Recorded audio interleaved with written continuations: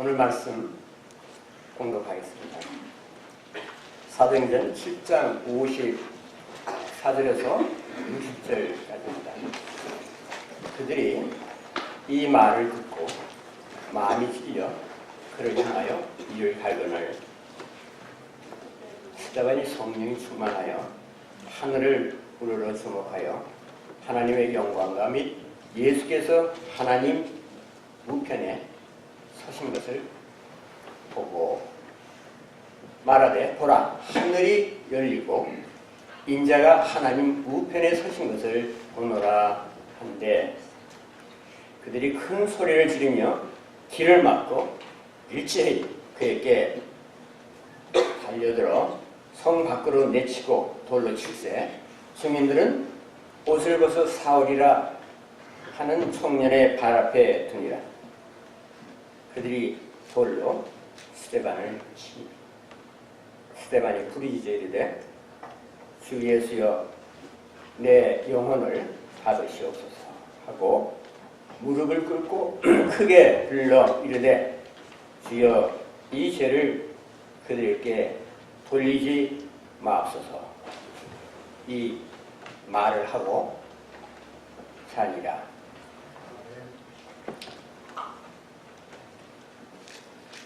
스데반은 초대교회의 7 집사 중에 한 사람이었습니다. 근데 일찍 순교를 당했어요. 그는 잠시 나타났다가 사라졌지만 2000년의 기독교 역사가 흐른 지금까지도 아주 생생하게 기억되고 있습니다. 여러분 인생은 짧고 예술은 길다는 그 결론을 아시죠? 근데 스데반의 경우에는 인생은 짧고 믿음은 길다고 말할 수 있습니다. 스데반은 짧은 인생을 믿음으로 길게 살았던 사람이었어요. 스데반에 대한 성경의 증언은 굉장히 두드러지는 대목들이 있습니다. 스데반은 한마디로 충만한 사람이었어요. 하늘에 속한 것들로 가득히 채워진 사람이었습니다. 그는 은혜와 권능과 믿음이 충만하였어요. 그는 또한 성령이 충만한 사람이었습니다. 사도행전 6장 5절에 보면 7 집사의 명단이 나옵니다. 그런데 그 중에 스데반하고 빌립을 제외하고는 그 나머지 사람들에 대해서는 성령이 침묵하고 있어요. 그래서 그들이 누군지 물론 많은 활동을 했을 텐데도 저희들이 잘 알 수가 없습니다. 그 까닭이 무엇일까요? 사도행전의 저자는 복음이 처음에 예루살렘에서 왕성하게 전파가 됐어요. 그죠? 근데 그 다음에 기독교 복음이 온 사방으로 퍼져나갔거든요. 그래서 그것이 어떤 경위를 거쳐서 사방으로 전파됐는가 하는 것을 기술할 필요가 있었습니다. 그래서 빌립이 그 사마리아 선교를 언급을 하고 그 다음에 특별히 스데반의 순교를 기점으로 해서 복음이 예루살렘 바깥으로 퍼져나갔다는 것을 언급했습니다. 사도행전 8장 1절을 잠깐 보겠습니다. 파워로 좀 보실까요? 사울은 그가 죽임당함을 마땅히 여기더라. 그날에 예루살렘에 있는 교회에 큰 박해가 있어 사도 외에는 유대와 사마리아 모든 땅으로 흩어지니라 이랬습니다. 그러니까 다른 5명의 집사들에 대해서는 그들의 활동을 구태여 다룰 필요가 없었겠죠.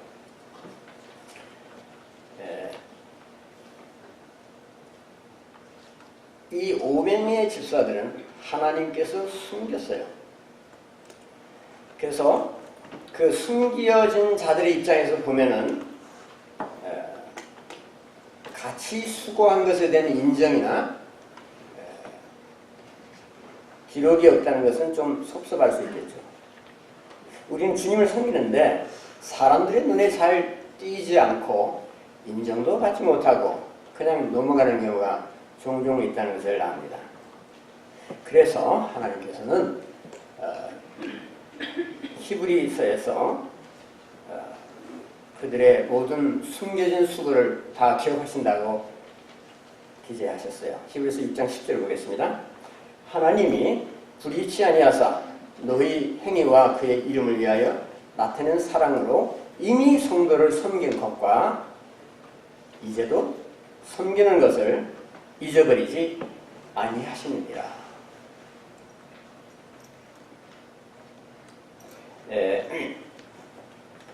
우리가 주님을 묵묵히 섬기면은 주님이 그것을 다 보고 계십니다. 그리고 기억하십니다. 주님이 보시고 기억하시면 어떻게 될까요? 칭찬이 있고 상이 있습니다. 사람보다 하나님이 인정을 하시면 남이 알아주지 않는다고 해서 뭐 섭섭할 거 없겠죠.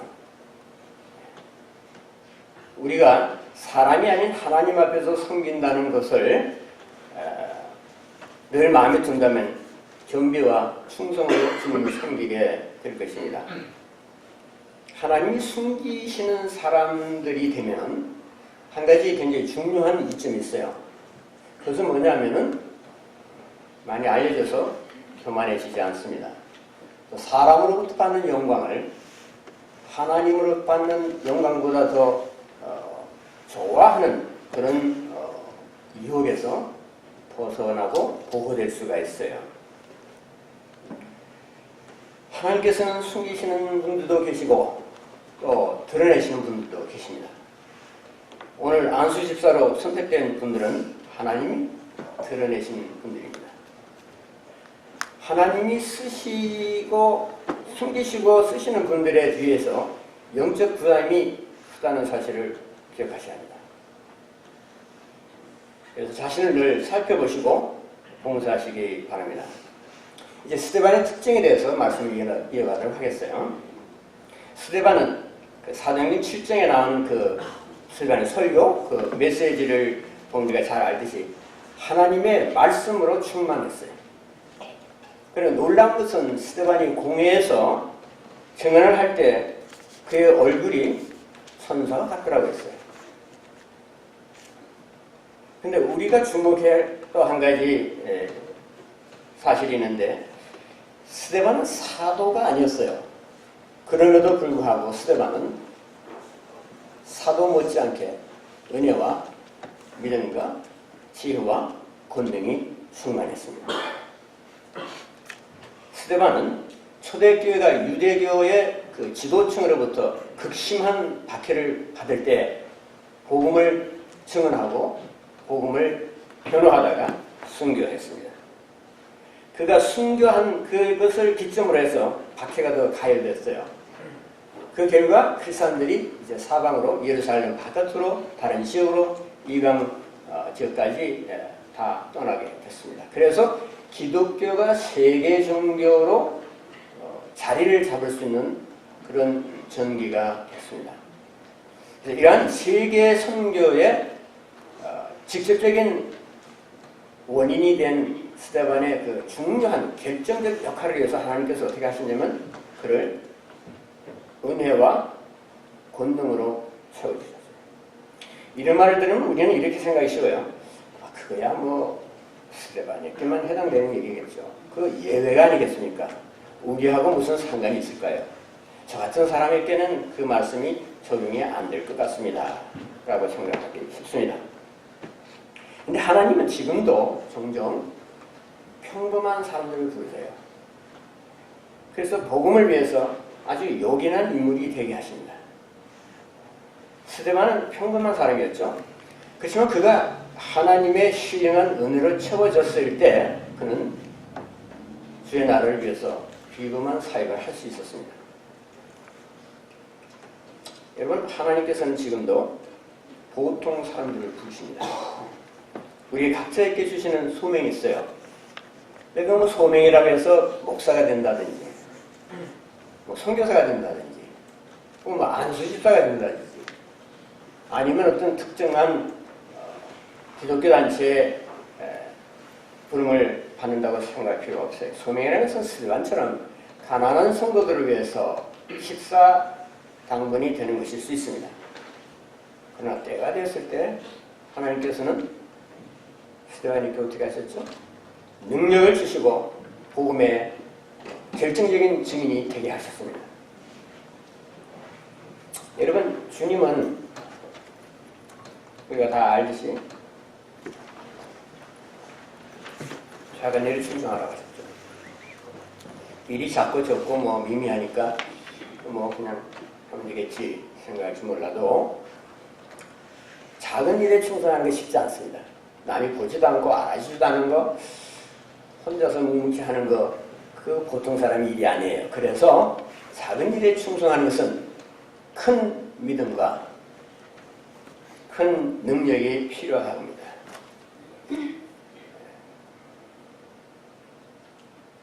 보통 수준이 넘어가야만 작은 일을 할 수 있어요.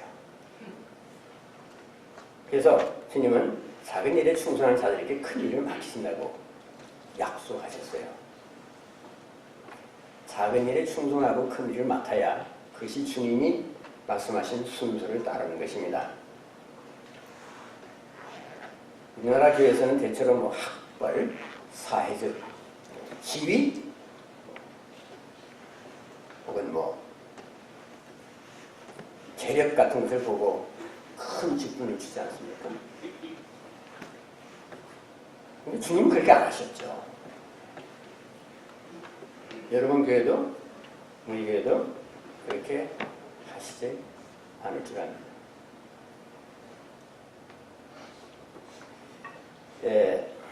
그럼 어떻게 하나님을 낮은 자리에서 잘 섬길 수 있겠어요? 필요한 능력과 필요한 은사를 받기 위해서 날마다 자신을 키우고 성령의 충만을 간절히 열망해야겠죠. 그게 뭐 당연한 일이죠. 내 속이 신령한 은혜로 채워지려면 우리 속에 있는 육적이고 세속적인 것들을 날마다 거두어내는 영적 과정을 거쳐야 합니다. 근데 여러분, 이런 말 많이 들어보셨죠? 그래서 이런 말씀들 추상적으로 드시면 안 됩니다. 교회에는 추상명사가 많이 날아다녀요. 순종하라, 하나님의 뜻을 따라야 한다, 이기적이 돼서는 안 된다, 세속적이면서는 안 된다, 봉사를 잘해야 된다. 근데 이 구체성이 없으면 신앙생활에 적용해야 할 그런 뭐 건덕지가 없어요. 그래서 그냥 한쪽 귀로 듣고 다른 귀로 넘어가거든요. 나 자신을 돌아봐야겠죠? 회개부터 먼저 해야 되지 않겠어요? 육적인 것이 나한테 있는지 없는지 체크를 해봐야죠. 무엇이 이기적이고 그 이기적인 것이 나를 어떻게 주장하고 있는지를 살펴봐야 하지 않겠습니까? 세속적인 것이 내게 있는지, 나에게 복음이 아닌 세속적 사상이 나를 지배하고 있는지,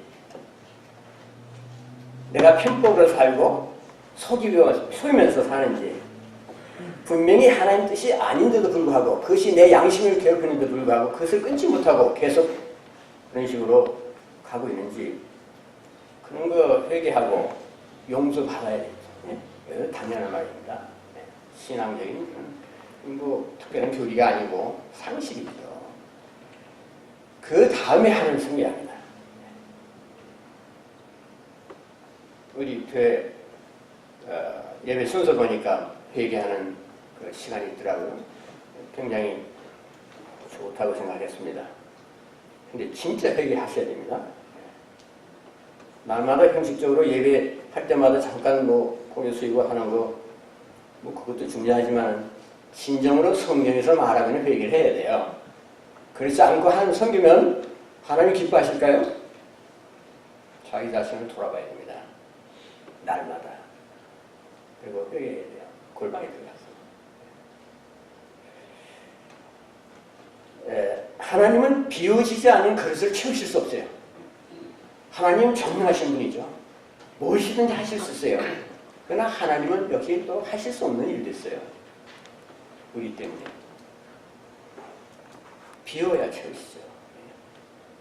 내 속이 신령한 은혜로 채워지려면 그 안에 있는 신령하지 않은 것들을 비워야 합니다. 인간은 항상 자기 자신을 무엇으로 채웁니다. 불신자들은 세상의 것들로 자신들을 끊임없이 채우면서 살아요. 그런데 신자가 된 이후에도 세속적인 충만을 버리지 못하고 사는 경우가 적지 않습니다. 그래서 우리는 그리스도께 속하는 것으로 충만하게 채워지기 위해서 아직도 우리 속에 남아있는 속되고 무가치하고 비윤리적인 것들을 걷어내는, 포기하는 훈련 과정을 거쳐야 한다. 이런 과정이 없으면 신자생활 무익할 뿐이에요. 그냥 교회나 왔다 갔다 하는 겁니다. 성경도 그냥 그런 읽고 마는 거예요. 찬송도 그냥 입으로만 부르는 것입니다. 모세도 한때는 애굽의 것들로 충만한 사람이었습니다. 애굽의 학문과 보화와 그 로열 신분으로 가득 찬 사람이었어요. 어느 날 애굽인이 히브리 사람을 치는 것을 보고 그 애굽인을 때려서 죽였어요. 그 다음에 그것을 모래에 파묻었는데 그 사실이 바로 왕에게 알려져서 바로 황제가 모세를 죽이게 됐어요. 그래서 모세가 두려워서 미디안 광야로 도주했습니다. 그가 자신의 충만을 의지해서 하나님을 섬기려고 했을 때 하나님께서 그를 기쁘게 받으시지 않고 험악한 미디안 광야로 내쫓으셨어요. 거기서 40년이라는 장관 세월을 보내게 하셨습니다. 그동안에 걸러낼 거 다 걸러내고 애굽의 모든 충만을 다 버리게 하셨습니다. 우리들이 모세처럼 40년이라는 긴 세월을 기다릴 필요가 없어요. 모세의 교훈을 배운다면 비형적인 것들을 속시 정리하고 날마다 주님의 나라에 속한 것들로 채워질 수가 있습니다. 그러면 어떻게 되겠어요? 그만큼 우리는 하나님께 유용한 자녀들이 되어서 영적으로 더 건강하게 될 것입니다. 스데반에 대한 본문에 하나님의 은혜로 채워진 사람의 모습이 어떤 것인가 하는 것을 적어놨어요. 스데반은 천사의 얼굴과 같았다겠습니다.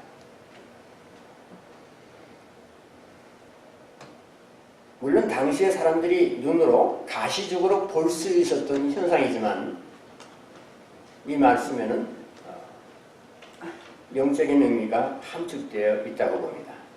천사의 얼굴은 하나님의 진리와 하나님의 능력과 하나님의 성품을 반사합니다. 스데반은 회당에서 논쟁할 때 그를 당할 자가 없었어요. 하나님의 구원의 역사에 아주 정통하고 있었습니다. 복음의 진리로 가득 채워졌어요. 예루살렘 궁에 잡혀왔지만 조금도 두려워하지 않았습니다. 대제사장이 그를 심문했을 때 이스라엘의 구속사를 진술하면서 그들이 십자가에 못 박아 죽인 예수가 바로 구약 성경에서 예언되었던 메시아라고 담대하게 증언했습니다. 여러분, 천사의 얼굴을 가진 자는 복음을 믿습니다. 그냥 단순하게 십자가에 달린 예수는 나의 구속주다 그런 정도가 아니고 하나님의 구원의 섭리와 대열을 머리와 가슴으로 담고 살아요. 스데반은 예수님이 지금 하나님 우편 보좌에 계신 것을 믿었습니다. 그래서 이런 자의 얼굴은 지리와 능력으로 충만합니다. 스데반이 공회에서 성령이 충만하여 외쳤죠. 보라, 하늘이 열리고 인자가 하나님 우편에 서신 것을 보라 했어요. 천사의 얼굴을 가진 자는 예수님의 영광을 보는 자입니다. 그럼 예수님이 하나님 우편 보좌에 서 계셨다 하는 것은 무슨 뜻일까요? 신약 성경을 보면은 예수님이 승천한 이후에 예수님이 하나님 우편 보좌에 앉으셨다라고 표현하죠. 제사장들은 성소에서 매일 서서 사역을 했어요. 그래서 성소에는 의자가 없었다고 하잖아요. 그러나 예수님은 한 번에 영원한 제사를 드렸기 때문에 하나님 우편 보좌에 앉으셨어요. 속죄 사역이 끝났다는 의미죠. 그리고 이제는 우주의 통치자로서 다스린다는 의미입니다. 하나님 우편 보좌에 자정했다는 것이 그런 의미예요. 근데 스데반은 어떻게 됐을까요? 스데반은 예수님 봤는데 예수님이 서 계신 것을 보았다고 말합니다. 속죄 사역을 마치신 예수님이 앉아 계시다가 서신 것은 상당히 신비한 의미가 있어요. 뭐 한두 가지 정도 제가 언급하려고 합니다. 첫 번째로 예수님이 심판주로서 액션을 취하셨다는 뜻입니다. 무슨 심판을 얘기하는 걸까요? 우선 1차적으로 예수 그리스도를 메시아라고 증언하는 의로운 스데반을 죽이는 것에 대한 심판을 하신다는 겁니다. 그 다음에 국가적으로 이스라엘을 심판하신다는 것을 예고한 것이에요. 스데반이 순교한 후에 AD 70년에 로마가 와서 예루살렘 다 파괴하고 성전 다 무너뜨리지 않았습니까? 이것은 세상 종말 심판에 대한 예고편입니다. 그 다음 어떤 분은 예수님이 서 계신 것을 굉장히 드라마틱하게 설명을 했어요. 예수님이 서 계신 것은 스데반의 증언을 주님이 들으시면서 그를 계속 응원하셨다는 뜻이라는 거예요. 스데반의 진술은 구원의 긴 역사에 드러난 하나님의 인내, 하나님의 자비, 하나님의 사랑, 하나님의 돌보심을 이스라엘 백성이 멸시했다는 겁니다. 이것이 스데반 설교의 일종의 요지예요. 공회 앞에서 한 설교죠. 그리고 하나님의 아들로 오시는 메시아에 대한 예언을 백성들이 듣지 않고 그 메시지를 전하는 선지자를 죽였다는 거예요. 그리고 마침내 그 메시아가 세상에 오셨을 때 그를 잡아 죽였다는 것입니다. 그래서 그들을 이스라엘 백성들 향해서, 공회원들을 향해서 너희들이 살인자라고 했어요.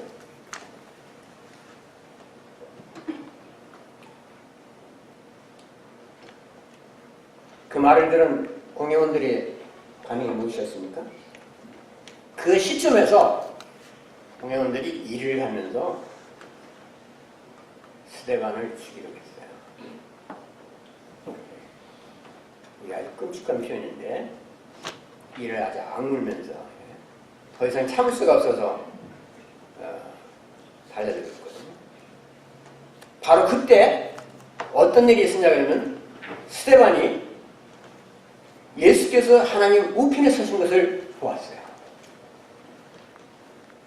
예수님이 스데반의 증언을 들으시면서 그를 계속 응원하고 있었다는 거예요.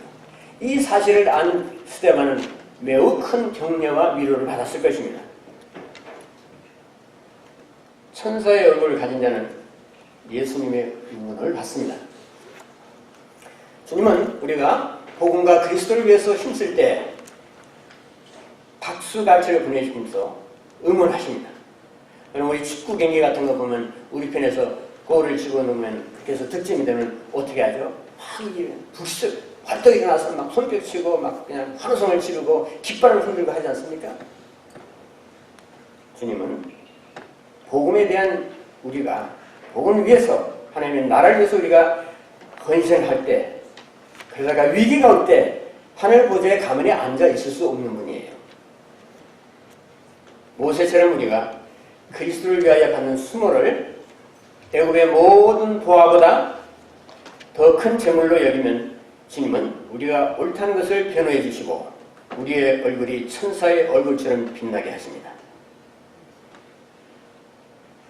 그리고 우리의 삶이 끝날 때 우리를 맞이하기 위해서 하늘 보좌에서 일어나시고 영광의 문으로 인도하십니다.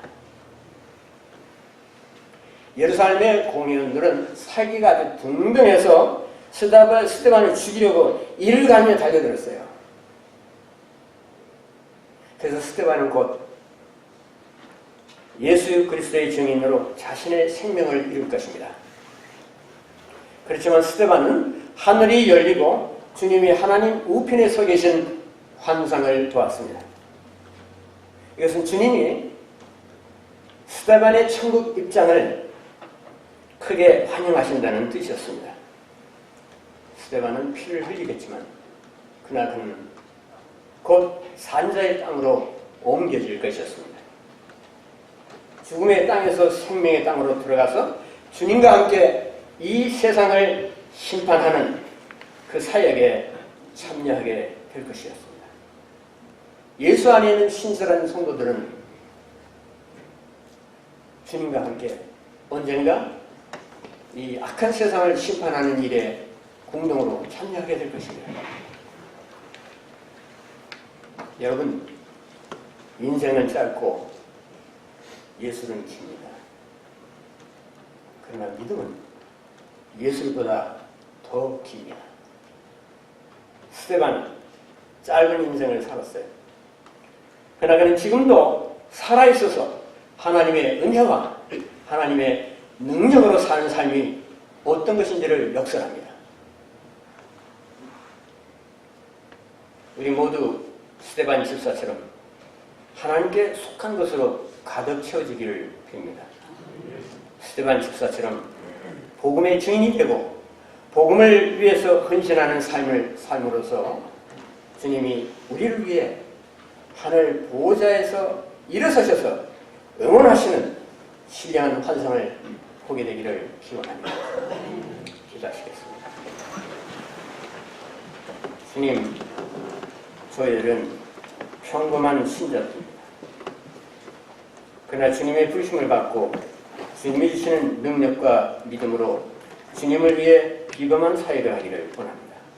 우리에게 큰 은혜를 내리시기를 우리 주 예수 그리스도 이름으로 기도합니다.